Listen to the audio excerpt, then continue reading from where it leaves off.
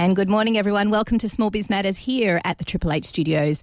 In Sydney, 100.1 FM is where you're listening, although you might be struggling to listen on the airways today because yesterday our transmitter was struck by lightning. That's right. So we are not actually broadcasting on the airways. If you're hearing us on a radio, you are magical.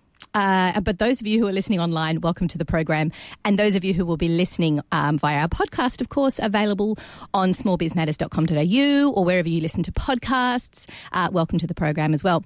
Now, today we're going to be speaking to Ursula Hogben, who is one of our shining lights in the small business legal world. She was one of the founders of LegalVision and is a proud advocate for small business everywhere. She's an expert when it comes to supporting small businesses in their legal journey, someone that you probably should engage with at a point when you don't need a lawyer, when you're relaxed and you haven't got, you've got the opportunity to think about ways that you might need to strengthen your legal relationships with your key stakeholders in your business, not necessarily when everything goes to the proverbial and you need someone urgently. So have a think about what we're going to be chatting about today, which is what aspects of your business might need a little bit of legal tightening up. Where do you think you might need some contracts put in place to support your business? But don't forget about the fact that it's not just your business you're supporting in a legal capacity. Quite often we all have our own private assets on the line, such as our home, or perhaps you've got large loans linked to your business. And this is another way to make sure that you are protected. It also keeps the insurance companies pretty happy too if you've got some robust agreements in place with your key stakeholders. And welcome everybody to Triple H 100.1 FM. You're back in the studio with Alexi and Small Biz Matters. Thank you for joining me today. We've got a jam-packed show. We're going to be cramming in lots and lots of fabulous small business education today. And we're going to talk a lot about the legal side of running a business. Now, you know, we talk a lot about surrounding ourselves with advisors on the program, and good advisors, people who have been recommended to you, particularly by those who are maybe mentors of yours in the industry. But it's very important that, you know, you have accountants and you have financial advisors and people who really know your industry to help you. But quite often we don't include in that a legal advisor, a legal counsel, if you will. And that's actually really, really important. We often don't consider actioning a relationship with a legal advisor until we're in the poo. And we really need that support quickly and urgently. And that makes it difficult for those of you out there who are legal, who want to be able to support small business but don't know a great deal about the businesses that you're engaging with. So today we're going to be talking to Ursula Hogben. Now, Ursula is a co-founder of LegalVision and a co-founder of the Zero Emission Sydney North Incorporated, which assists businesses, amongst others, in sustainable development. And she's going to be teaching us about the importance of good legal counsel, and not necessarily when you need it most, but perhaps in your everyday business activity when you've got a chance to really sit down and think about the different aspects that you should be covering yourself. She's also going to be talking today about sustainability and ways that we can access really great programs that are available to us as consumers and businesses out there, and give us some top tips on how to engage with those. Welcome to the show, Ursula. Hi, Alexi. Thank you very much for having me. Now, we've been sort of traipsing around one another for a little while, probably a few years now amongst the networking groups that we attend, yes. And we've been talking about having you on the program for a while. And it's great to have you on the show because I'm really keen to talk about contractual law. Because, as I said, it's probably something we should put in place first as a business rather than as a knee-jerk reaction or as a reactive concept when we go, oh, my goodness, I've been pressured into this relationship with a supplier or a contractor. I don't feel comfortable, so now I've got to get something in place really quickly. Do you see that a lot when you're engaging with small businesses? Yes, we do. In fact, one of the first phone calls we get is, unfortunately, where something's gone wrong. There might be a supplier relationship, it might be a client relationship, might be an employment relationship, and unfortunately, often one of the first calls is something's gone wrong and we don't have any terms. What do we do? And small businesses are so unique. I mean, everybody, behaves differently, even if they're in the same sort of industry. So trying to very quickly get to know how a small business operates and functions, and then trying to put something in place to protect that business, that must be awfully difficult. What would be a really great tip that you would give people as to when to engage with legal counsel as a small business? Yeah. Well, a great tip is if you have the terms, so if you've got the legal written terms, then you set the terms. So when someone comes to you and says, I want this, I want that, if you're in a position to say, great, here's a quick summary of what I'll actually do or I'll actually sell, and here's my legal terms attached, the chances are they're going to use your terms and make very few amendments. And what you've got in there is not only what's required by law, but it's all these extra things to help you. Really simple example. Say you sell watches and the consumer law says the client can get a refund if the watch is faulty. But the watch says that it's water resistant and they take it into 5 metres of water. And the watch shouldn't have gone in that deep. It's actually not waterproof. So you can set the terms that say, this is fine, this isn't. This is fine, this isn't. Or this is how I do things, this isn't. And it saves so much. It's clear, it's on your terms, and it saves a lot of time and hassle down the track if it's just set out clearly from the start. It's really topical at the moment that we're hearing a lot from Kate Carnell's office and Cosboa about the relationship with larger companies and payment terms. Yes. And that's almost something that keeps cropping up when you talk to small businesses all the time. You mentioned that, they have to accept, or they should be accepting what you offer, but quite often we get completely superseded by whatever the big boys want to do with our contracts. If they want to rip them up and pay us after 3 months, so be it. Have we got much wiggle room with that, apart from just, saying I'm not taking the job unless you meet my criteria for payment terms, or are we pretty much stuck with it until legislators do something about it? It's a really good question because the law changed to benefit small businesses a little while ago. So in the past there was consumer law to help everyday people buying as purchasers.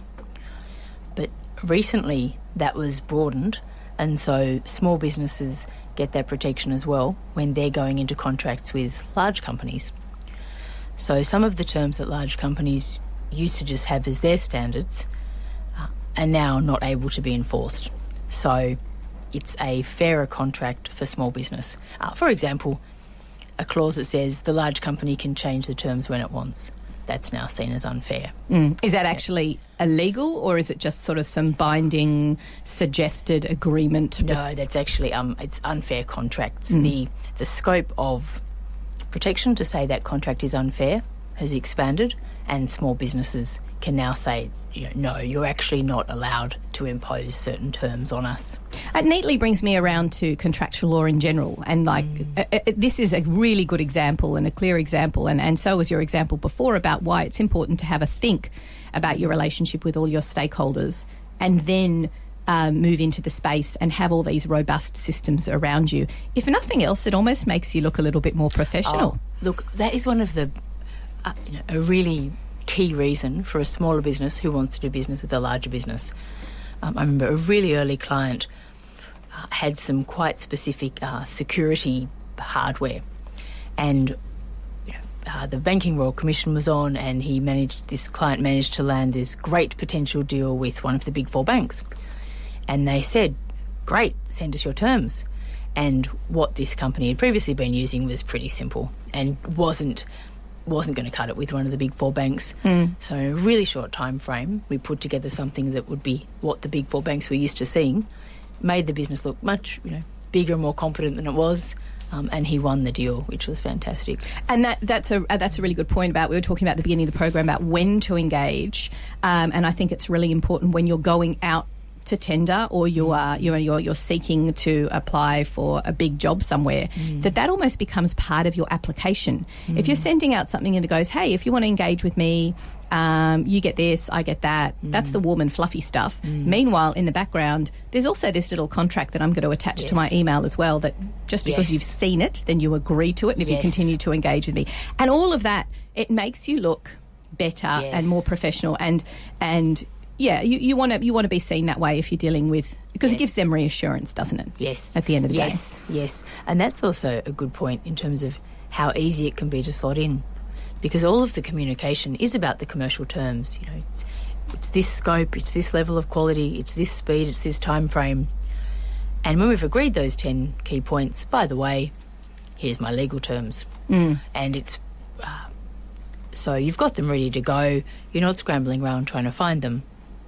and you've even got them in the first place to send rather than not send, and it's smooth, it's slotting in at the right time, and it's just not a big deal to say, and also here are the legal terms. And also, I think it's really robust when you're sending out even an initial email about, okay, well, here's an agreement, here's a sponsorship proposal. I'm going to put a little line in there going, and by the way, should we engage or should we have a further conversation, I'll also send you my legal terms. And that way they know, oh, okay, so this is something that's they've given a lot of thought to. It's not something they've just thrown on an A4 piece of paper. Yeah. Actually, there's another example when you're speaking of sponsorship where that's incredibly useful. It's those preliminary discussions where the big company or the other company may or may not engage you. And you might, if you're a service business or a manufacturing business, you might be suggesting brand new things, innovative things. You might be creating ideas for them. And of course, there's no intention of them having any ability to use those ideas unless they engage you.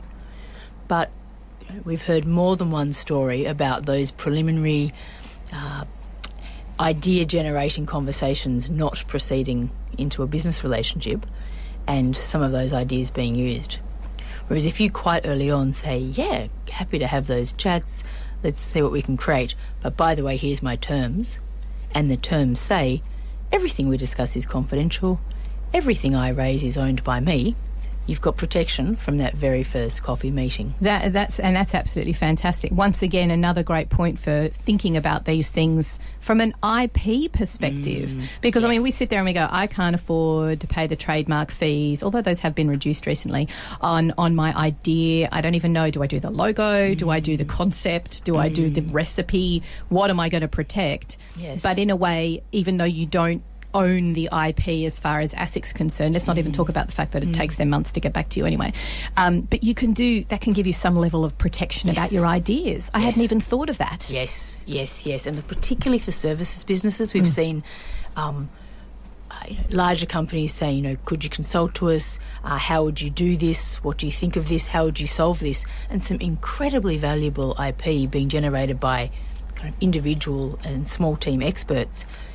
And then if it doesn't proceed into a paid relationship, then the idea generator is at real risk of not getting paid for some of their concepts. So, I mean, that's some really interesting ideas about where and how to set up those, I guess, contractual... Is it contractual if nobody's signing anything? I mean, how do you get around that with an agreement? That's a really good question too. So it's called acceptance by conduct. So you can say to them, sure, I'm happy to keep talking, having those coffees. Here's the terms of our chats.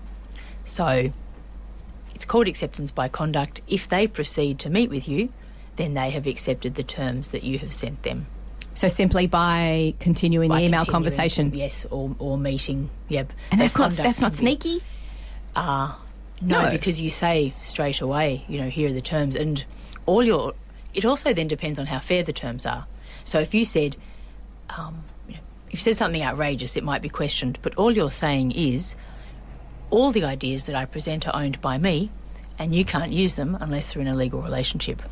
So it's fair terms that you're imposing. And speaking of fair terms and an understanding that's mutual and mutually beneficial, that's why maybe not creating this document by yourself is a great idea. Yes. Like, don't try and be a lawyer. Yes. Because I think you're right. Like the bigger companies, the people you're engaged with, they're going to see through it pretty quickly. Yes. And again, to add strength to it, I'm assuming a good legal counsel will say, well, if anybody's got any questions of this, pass on my email and they can ask questions. Logo on it, the law firm's name. Yeah. It does give you that kind of strength and gravitas as well. Yes. Also, we can be bad cop, which is incredibly useful. Say it is at this idea generation stage and someone's like, oh, great, now meet with the CEO and tell us all your ideas, the implication being for free. You'd love to, but your lawyer just requires you to do this. Yeah. I'm just gonna get bad cop on this email, and then we'll have a chat. Yes. No problem. Yep. And so you're still commercial and forward thinking and innovative, but the lawyer slots in to be the person that just gets a couple of essentials done. I love it. Let's have a quick chat about the sort of contracts that we typically recognise as small businesses. So ones that you might have with a contractor that you have, or a supplier, or obviously the payment terms one is something that's talked about a lot. But why is it important to have a supplier agreement in place with people who come and support you in your business? And I guess from their perspective, they share ideas as well. So how do you protect yourself as the client in that supplier arrangement, say with a consultant or a service-based person? Yep. Well, if it was, say, a manufacturing relationship, cover that first. So if it's a manufacturing relationship, you're having one of your ideas created as a product. One of the key things you want to do is protect your intellectual property, and so they're manufacturing that product for you and can't possibly manufacture it for anyone else.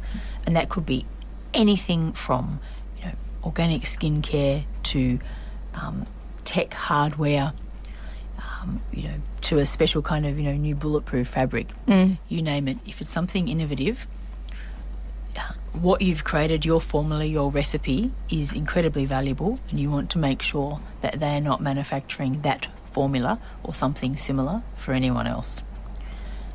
You then want to go into specifics of quality and time frame, because you can't run your business from a sales perspective unless you can guarantee a certain quality and a certain time frame to get your distribution and flow. So protecting intellectual property, quality control, and time frames for delivery are some of the key parts to, say, a manufacturing agreement.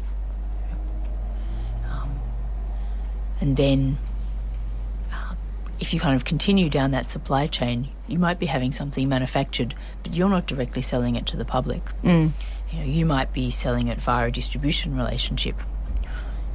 There are very well-established distributors that have relationships with some of the big retail outlets, and you don't want to go and recreate those. You just want to tap into their knowledge. Exactly. Monetize your idea, not try and create a whole new retail distribution network. So what kind of things might you be looking at there? One key issue is, are they going to be allowed to sell similar products or not? Or are they going to be kind of an exclusive representative for your brand? Are they going to have a territory or not?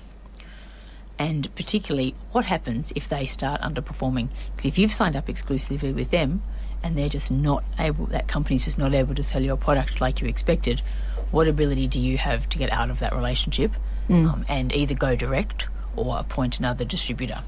So it's almost like you have to think of the entire chronological process from manufacture to distribution to the sales relationships that these people have with the end distributor almost, and then at the end the consumer law aspect of the product hitting that end consumer. It's a complex chain of events, isn't it, when you're manufacturing? And it doesn't matter if you're doing something, I guess, like you said, you're producing organic face cream that's suddenly getting bigger and you want to start distributing, or you're a huge well-known established brand. Everybody needs to be looking at these contracts continuously. How frequently would you suggest that any contract in your business needs to be revised? Well, that's a good point, because I was actually about to give good news that once the essential parts are in place, for example, this is the quality, this is what we do if the quality is not so good, this is what we do if there's a fault, this is the time frame, this is what we do if there are time frame issues, you'll probably build into the contract looking at the commercials each year. Is the price right? Is the discount right? How's the volume discount, etc. But you actually shouldn't really be amending the legal terms. So once the legal terms are in place, they're quite possibly robust for many years. This is a genuinely strong investment in certainty, and that should be able to last quite a few years. If it's done well. Yes. And that goes back to the original point I was making at the beginning of the show. Don't do this when everything's gone to poo and then the legal counsel has to do things hurriedly or not really understand your business very well. You've also often lost your leverage. Yes. Once you start getting into he said, she said, any kind of dispute, it's a totally different relationship. The most leverage you have in terms of getting it right is before you actually sign on the dotted line and commit to each other. Yeah, it makes you look professional. It makes you look more organised and efficient and robust yourself. Yes. Plus, you've got a better standing if everything does become a he said, she said kind of situation a bit later on. Yes. Indeed. Yes. You're also potentially helping the other side. If they're a medium-sized business rather than a massive corporate, they may or may not have good terms themselves anyway. And so a lot of it's just clarity. What will we do if this happens? What will we do if that happens? And once you work it out in the initial stages, you then both know. And so if the thing comes up, you know the solution. So it's just, okay, now we do this, now we do that. So even if in a bad situation happens, everyone knows what goes on and what the conditions are and what the situation will become. Yes. Yep. Look, we might take a quick break here on Small Biz Matters, and when we come back after the break, I want to talk to you more about different kind of contracts that small businesses can put in place and what stages they should be thinking about. And then maybe about, okay, if you don't have anything in place and then everything does go to the proverbial, then how can you support your business best? You're listening to Triple H 100.1 FM. We'll be back after this. So today we are talking all about, we're talking about the legal ramifications of running a small business. They are important. It's an important aspect of setting it up. And as our lovely guest Ursula mentioned at the beginning of the program, it's not something that people really think about when they're doing their business plan, which is unfortunate. We have great accounting or financial advisors around us. We'll have mentors from our industry. We might even engage with someone who's an awesome sales and marketing website, social media guru. But it's not until we get into trouble or things become untoward with a relationship with a stakeholder that we really think about the fact that we need to have some good legal agreements in place. And it is important to think about having them beforehand, not just simple for the fact of protecting yourself legally, but also because it makes you look like the business that you are, which is providing professional or quality goods and services to the end user, and you want to make sure that you're protected at every step of the way as well. Now, Ursula, you've got a lot of experience in this industry. You've helped many, many small businesses throughout the years. Take me through some of the contracts that people need to be aware of when they're running a business. Yeah, great. Thank you. All the contracts I'm about to discuss, once you have them in place they're the kind of things you shouldn't need to look at much at all. So the commercial things, how much does this cost, how many do you want, you tweak each time, but the actual legals should be the same every time. So any of the things I'm about to mention should last you several years at least if you get them done. So first of all, your website. There's a couple of simple things that protect your business and help your business look kind of better established, more competent. For your website, the two key documents are a privacy policy and website terms of use. And both of these normally sit in the footer. So a privacy policy sets out what you do with any personal information you collect. So if you've got one of those, contact pages or sign here for a newsletter pages, these days people don't just want to give you their contact details randomly. Even if it's just email, and particularly not if it's more involved information like date of birth or address. Or credit card details. Yes, yeah. So if your business, so there's privacy law in Australia, if your business has a turnover of more than $3 million, you must have a privacy policy. And there's situations where if your turnover is less, that you also have to. But these days, on the whole, pretty much every business does, because it's a simple, affordable document that gives people comfort and clarity on what are you going to do with that personal information that you're collecting, how will you use it, who will you disclose it to, and most importantly, how will you protect it.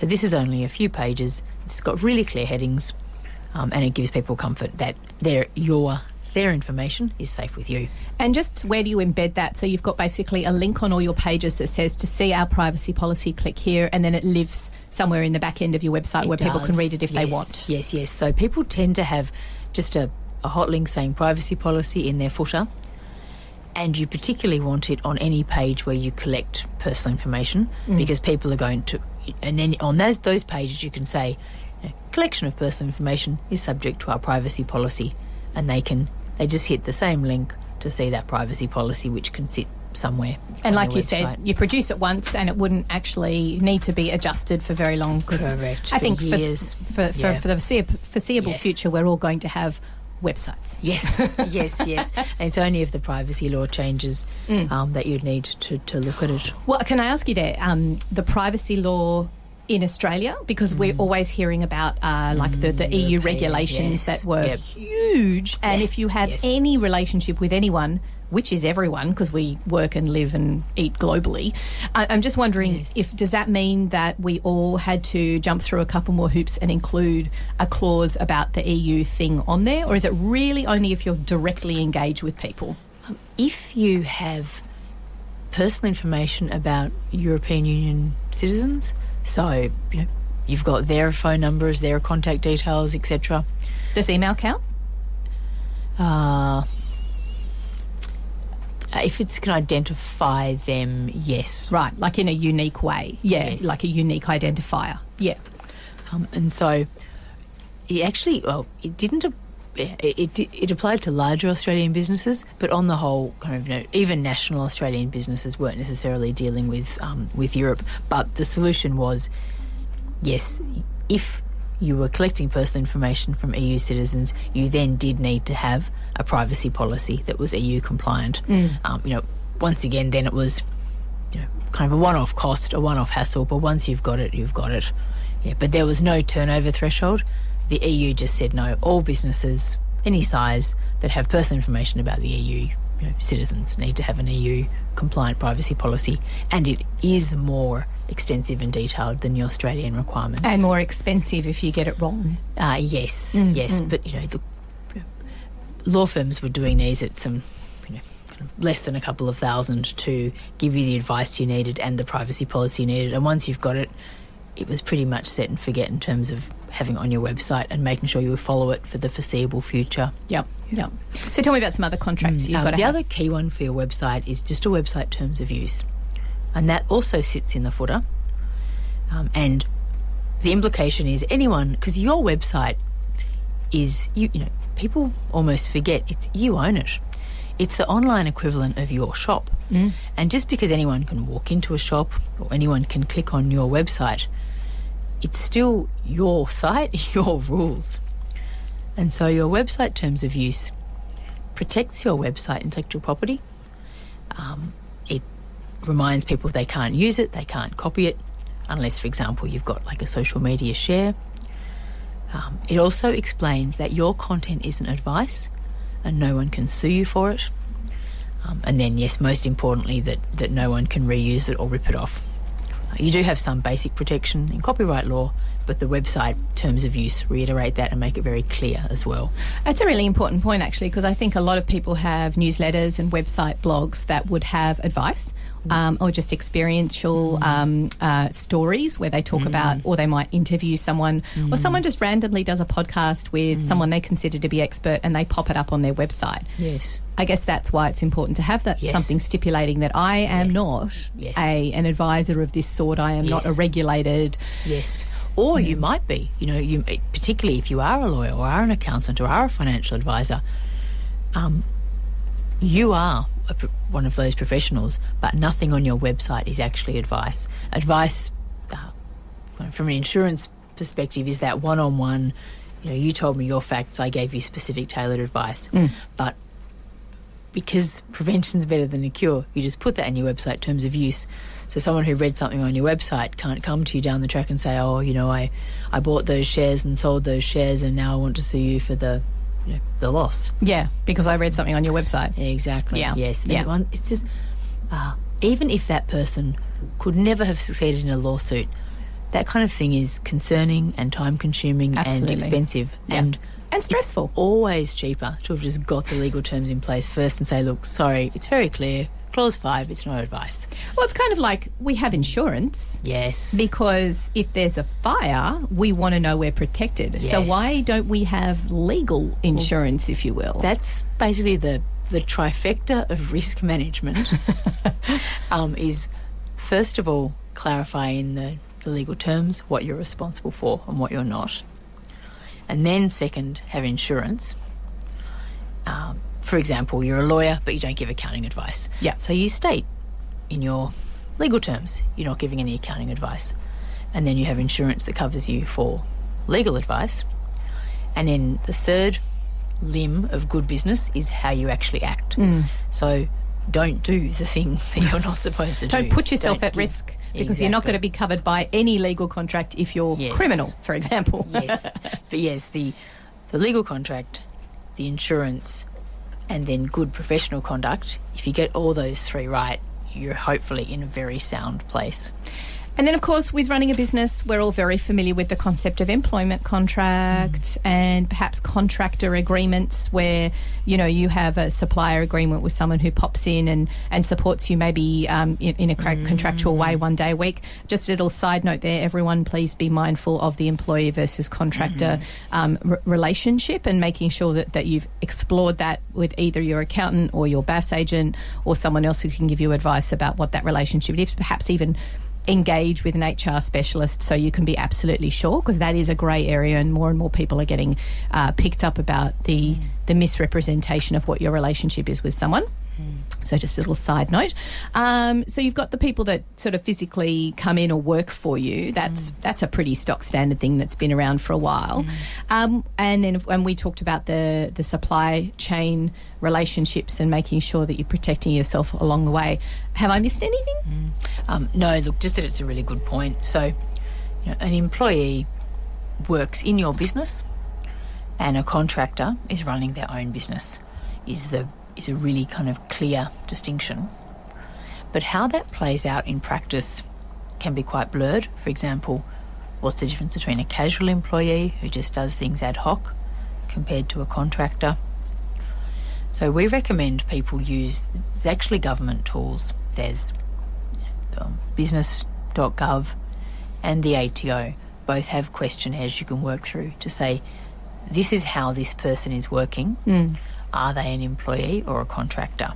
Employment lawyers can advise on that as well. Yeah. But we should always be looking at the same set of criteria in terms of the government guidance and the ATO guidance. And don't forget about the at the state level, there is also workers' compensation tools as well, which can have slightly different questions. Yes. So just to protect yourself, I guess, do all the questionnaires and then actually print it as a PDF, because that will date and timestamp it. Yes. And if you write down the name of the person that you had in mind as you were doing it, just save that in your employee files, because then later on, if you're questioned, you can say, look, I did my due diligence. I did as many of these as I could, and this is what I determined. Yes. So, you know, if you don't think it's correct, then you go back and check how you were wording your calculator tools. And that's exactly, for everyone listening, Alexi and I are talking about some free online quizzes, tests you can basically take, and the ATO and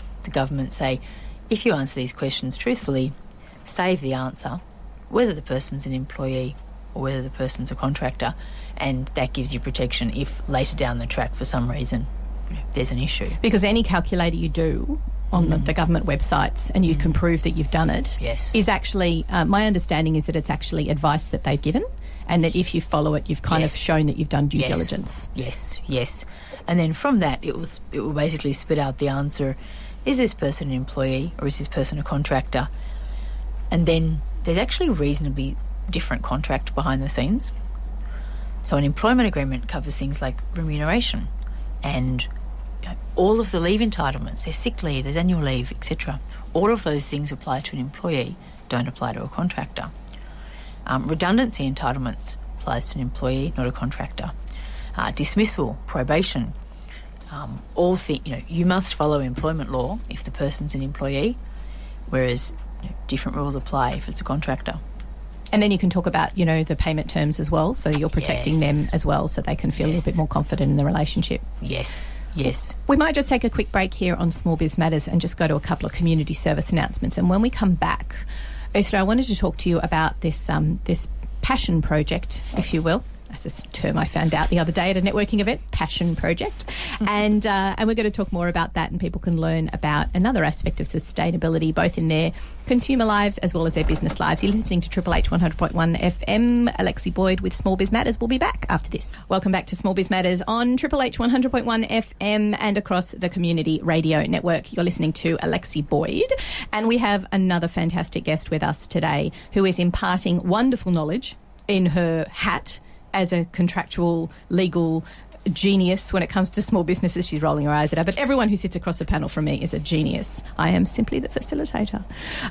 Ursula, let's talk about the other hat you wear that you're very passionate about, and you support others in the community around you, and you're an educator. You're there to support the program in whatever professional capacity that you can, but importantly you use your standing in and your reputation in the community to be able to broadcast what these fabulous projects are. So tell me about the Four Pines Community Solar Project, something that you're a great example of some innovation happening in our area. And sustainability innovation as well, which is super exciting. So, tell me about it. Yes, thank you. What we're seeing across our area, from kind of lower North Shore to Pittwater, North Shore, Northern Beaches, is people are much more conscious of sustainability from an economic and jobs perspective, as well as saving money. And a great example of one thing that we're seeing businesses doing is combating their emissions and also combating costs by getting solar. And in the past, solar was kind of more complex and more prohibitively expensive, but it's just so much more mainstream now, and there's so much more certainty about, which are good panels, which are good inverters, which are good systems. We're really seeing it take off. And project I wanted to mention, just for a bit of kind of sharing something exciting that happened in our community, and also for possibly some inspiration, was Four Pines Brewery going solar on their rooftop. How and why? So Four Pines Brewery, it's a sizable company. They put on a 100 kilowatt system that was going to supply, or that will supply, renewable energy for their brewery and their office space in Brookvale. Right. And this is one of their steps towards being run on 100% solar or renewable energy by 2025, only 6 years away. So why is this unusual? This isn't just a company that said, great, we're going to spend a bunch of money and get solar. We can afford the initial upfront investment. We're going to get the returns over years, like you have to with your residential house.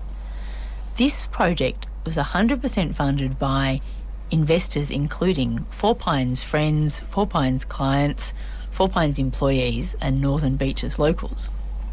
But, why? Why were they so invested in it? Well, and this wasn't, many people would have been happy to contribute if it was, say, a charity project, say a DV shelter. But this is a business, and these people are actually investors. They technically own the solar panels, and Four Pines pays for it, and the investors get a return. Oh, I see. So it's like Four Pines... They're solar investors. Yeah, right, I see. Yes. But Four Pines has got the real estate, I guess, the roof space to be able to put these things on there, and it's like an investment into the infrastructure that'll pay back. Yes, yep, absolute kind of win-win for the company and all of the investors. Which was great. And in terms of how accessible was this, and I'll explain how they did it soon, but people could buy in for as little as $250 a share. So this was genuinely community solar, which was great. So there was a not-for-profit community energy group called Clear Sky Solar, and they set up the trust for people to invest through. Because legally there's actually a maximum number of investors you're allowed to have on these projects. So all of the smaller investors came through one, which was the trust.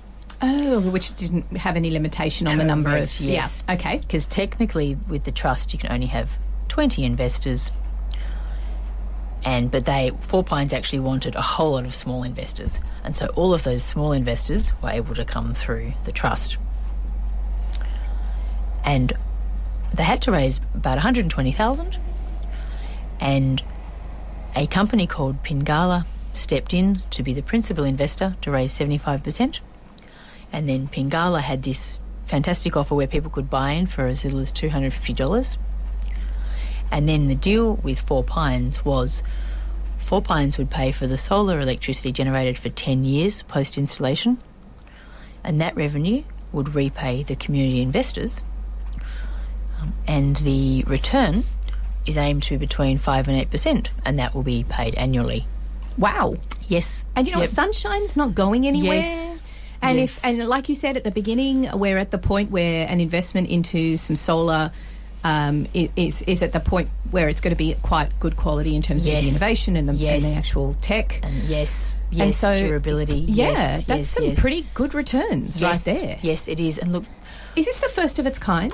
The way this was put together with the different moving parts basically was, yes, which is why it's so exciting, because it was a Northern Beaches company and a really positive target to be 100% renewable by 2025. And it's not just, for the big companies that can afford $120,000 worth of capital costs, which is quite a lot. This way of structuring it let them harness the enthusiasm of their employees, their clients, their friends, so everyone could participate as well. And have a return. Exactly. It's and not just altruistic. It wasn't even just altruistic. Yeah. They're actually getting a good return as well.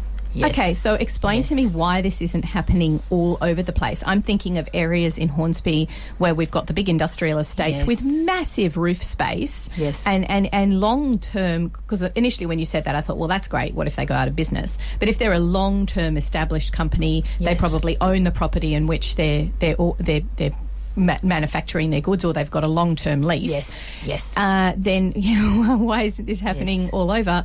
And who should be facilitating? I mean, that's a question for you. Is it the councils who should be going out and kind of supporting the community, or is it really going to be a grassroots thing where we're just going to wait until the community hears about it and goes, you know what, I think we'd like to support this. So now that we've got the legal structural process there, does that mean that there's more? Will that be shared? Will the project be shared elsewhere? Well, there was a few great questions there.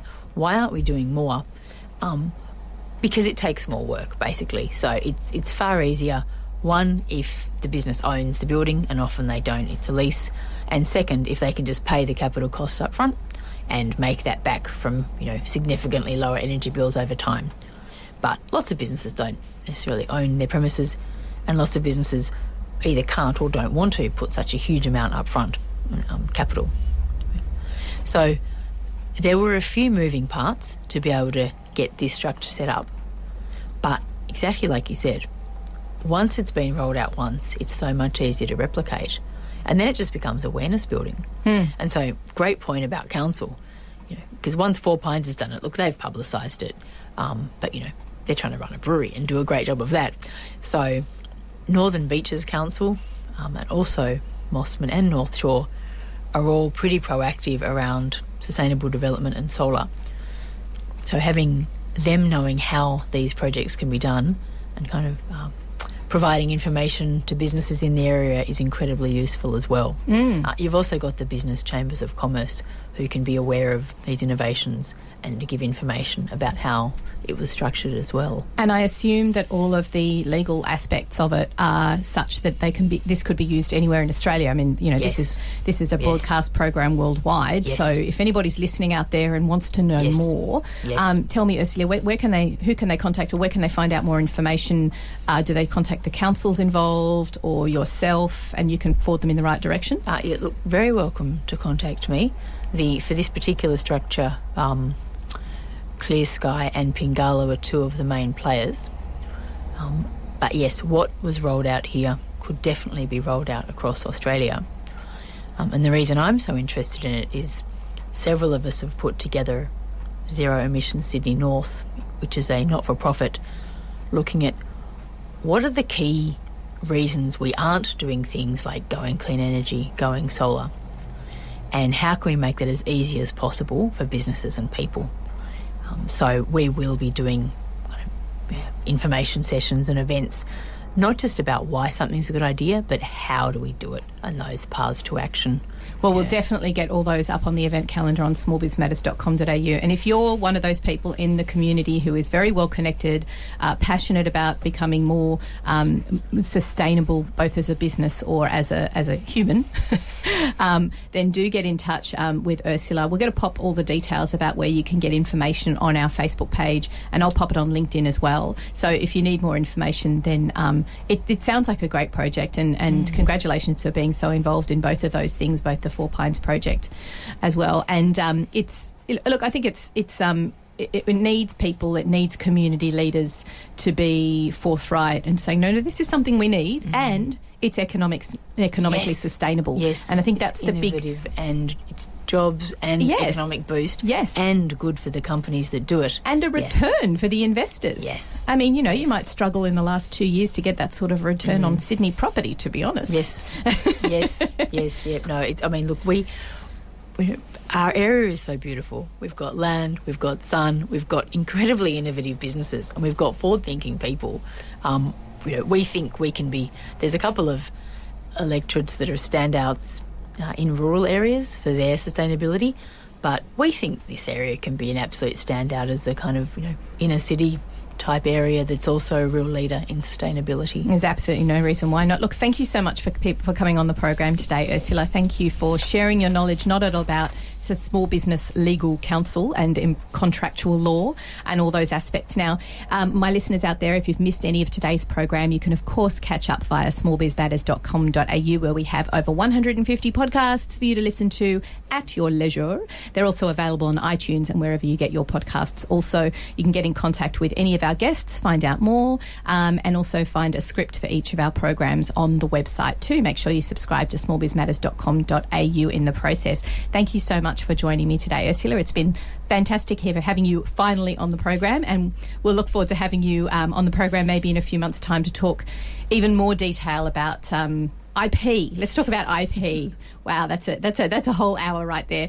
Thank you everyone for joining me on Small Biz Matters across Triple H 100.1 FM and the Community Radio Network. We'll be back next week with another fabulous guest. Thanks, Ursula. Thank you.